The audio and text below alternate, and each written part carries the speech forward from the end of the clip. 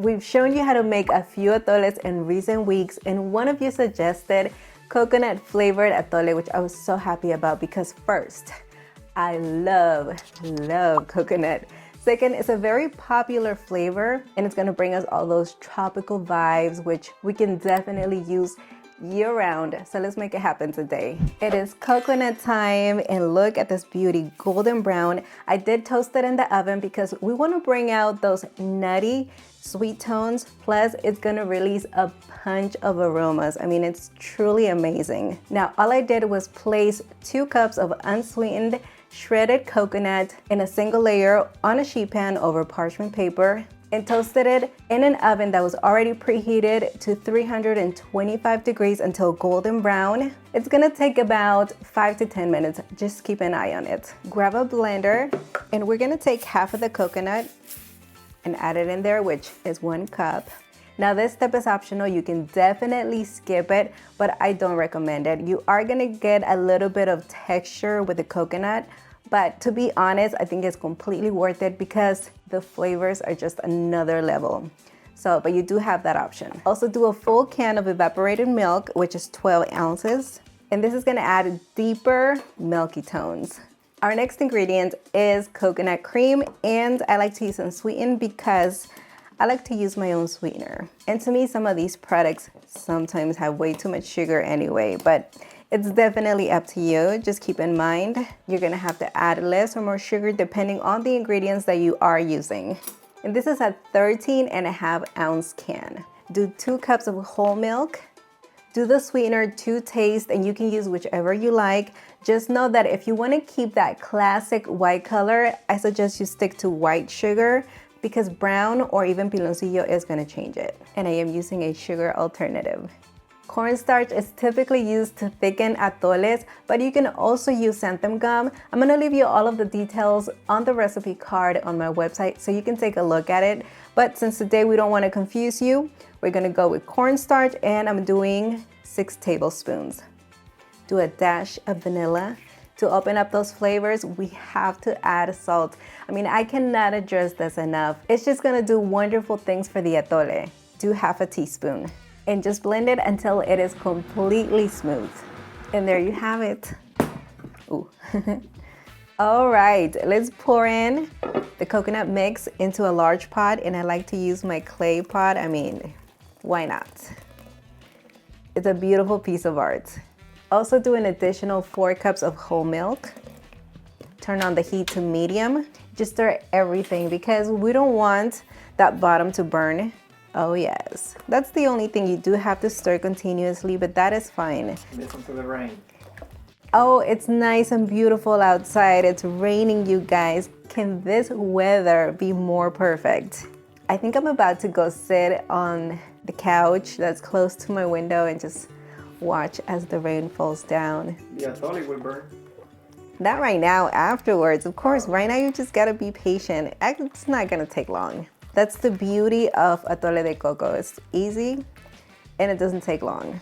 I love using my clay pot, but just so you know, it does take longer to kind of bring things up to temperature. For example, I've been stirring for about 5 to 10 minutes. We're almost there, but if you do it on a regular pot, it's probably just gonna take less time, so keep that in mind.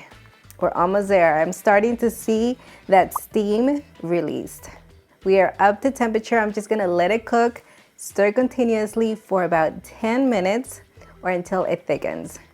Don't walk away, okay? Just know that you don't want it to boil, so keep that temperature steady. If you need to, lower that heat. Velvety, smooth, and all the flavors. You're gonna love it. So it is ready to go. Turn off the heat. I just want to show you what's going on here. Look at that.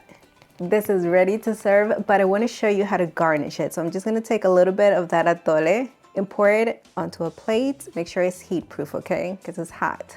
Take your cup and just submerge the rim of the glass and pass it through the toasted coconut that we have reserved on the side.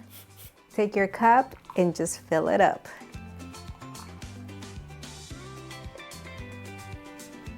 Nice and warm, tropical vibes. Let me taste this.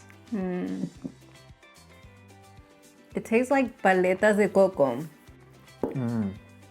The atole is awesome. You know how good it feels to be inside the house. It's raining outside. Let me tell you, this is a luxury that we're having right here because I remember I didn't live it much, or any at all really. But my parents and grandparents, they used to make atole as well for them and for, their little children. But there was no such thing as having milk on your atole. Yes. It was only made out of corn, toasted corn pretty much. That's how they thicken them as well. A lot of people say that it's only champurrado if you make it with masa harina, but at the end of the day, masa is actually used to thicken a lot of things, and atole was one of them. I'm gonna give an idea right now. You ready? So much suspense. Masa harina, agua fresca. You guys used to do... We did that. I know we had atole with just masa harina and it was water. I don't know how they did it, but it doesn't matter how many variations there is of food, beverages, whatever. Everything comes back to the corn. Yes. I've asked my mother to teach me how to make a lot of recipes, and we've come to the point where we add milk and then she'll tell me that we're adding milk because we have access to it. But in reality, things were made with either masa harina and just milk. Yeah, and just water, sorry. Yeah, because during the dry season, cows don't really produce milk. At least over there, they don't. So. We didn't even have cows, so. I think the most was my grandfather. That says it all. My grandfather had A couple of donkeys. yes, donkeys and dogs, which everybody has in Mexico. My dad was very agricultural in the fact that he liked to plant cactus. And then we also had a ranch with mango trees. So he was more of like the plant type of thing, not really animals. Yeah. But okay, I think we've extended it. All right. I really hope you enjoyed it. Also, I'm going to leave you all of the details to using xanthan gum instead of cornstarch because that's the one that I'm having. Nelson's having the one with cornstarch, and we just got to say it's so good. You have to try it. Yeah. It literally tastes like ice cream. And, well, enjoy it. Bye, everyone. Bye, everyone.